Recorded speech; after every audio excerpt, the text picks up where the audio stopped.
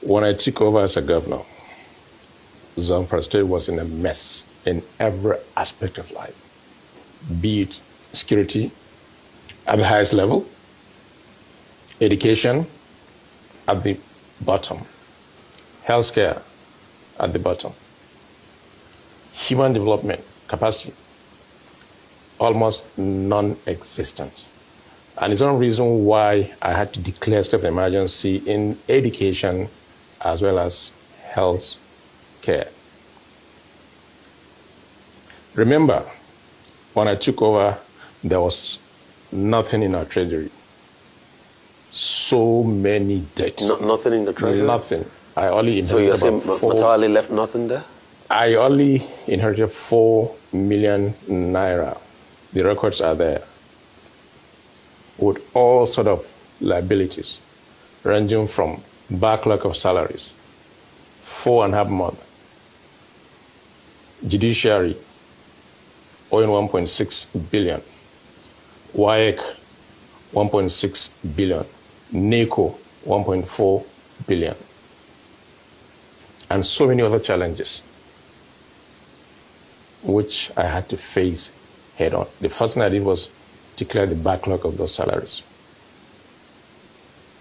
I had to make sure I went into some kind of agreement with WAEC as well as NACO so that our children can sit for WAEC and NACO. And not only that, to also be able to get some of those certificates, the one they wrote in the past, that they were not able to collect because of non-payment. There was not a single drop of water for 5 months in Zamfara State when I took over. And we were able to solve that in just 3 days.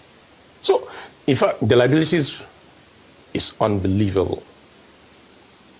But as a leader, I had to find a way to be able to take care of that. Let me remind you, Rufai, when I took over, the salary of a civil servant in Zamfara State was 7,000 naira. Just 7,000 across the state and local government. I had to quickly do what I had to do to jack it up to then the minimum wage of 30,000 naira. Not only that, since 2011, pensioners were not paid to the tune of 16.5 billion, which I was able to settle everybody as at last month. That has been cleared. Every civil servant from 2011 pension was cleared. And we're now paying the 70,000 minimum wage. Now, let's go back to education. When I declare state of emergency in education, it has to be holistic. If you look at the condition of our schools at the time, it's unbelievable. So as we speak now, we're able to turn things around. We have renovated over 400 schools, fully renovated, furnished, across all the 40 local governments of the state. We've settled NACO, we've settled WAEC, and other liabilities, like scholarship. We're able to settle our student in Sudan. We're able to settle our student in India. And we are now in the process of finalizing Cyprus. Okay.